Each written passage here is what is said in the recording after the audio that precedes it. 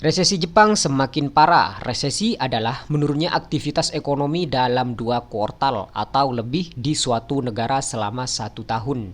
Ekonomi menyusut 7,8% pada kuartal kedua 2020 dalam basis kuartalan Kiteki atau berkontraksi 27,8% pada laju tahunan YoY, sebagaimana dilaporkan kantor kabinet.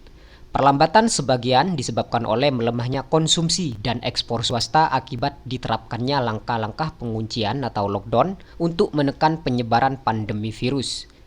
Penurunan kuartal ini menandai penurunan 3 bulanan ketiga berturut-turut dan ini merupakan yang terdalam sejak tahun 1955, sejak Jepang melaporkan produk domestik bruto (PDB). Angka ini juga jauh lebih buruk daripada kontraksi yang terjadi saat krisis 2009, di mana ekonominya hanya turun 4,8% saja pada Januari dan Maret 2009. Angka itu juga jauh lebih buruk dari proyeksi ekonom untuk penurunan 7,3% secara kuartalan dan 26,3% secara tahunan. Sebelumnya pada April dan Mei, kegiatan ekonomi Jepang memang telah banyak terhenti akibat lockdown yang diterapkan negara itu. Banyak gerai retail tutup dan ekspor yang menjadi pendorong utama ekonomi telah terhambat akibat ditutupnya pasar utama mereka, yaitu Amerika Serikat dan juga Eropa.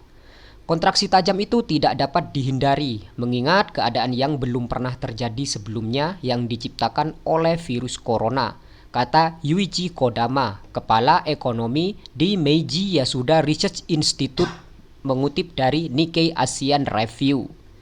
Kontraksi ekonomi yang tajam di kuartal April-Juni itu juga telah menghapus sebagian besar pertumbuhan yang dicapai di bawah program Abenomics.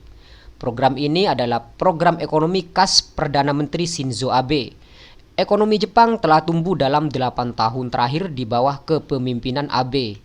Akibat kemunculan wabah asal Wuhan, China itu, kini prioritas utama pemerintah Abe adalah mengendalikan wabah virus corona, sehingga aktivitas ekonomi dapat kembali berjalan normal.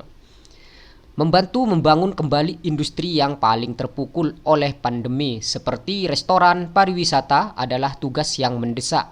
Begitu juga dengan mempercepat digitalisasi ekonomi. Sebuah area di mana pandemi telah menunjukkan bahwa Jepang gagal, lanjut Kodama. Rencana kesinambungan fiskal jangka panjang juga perlu dirumuskan setelah defisit pemerintah meningkat tajam, pungkas Kodama.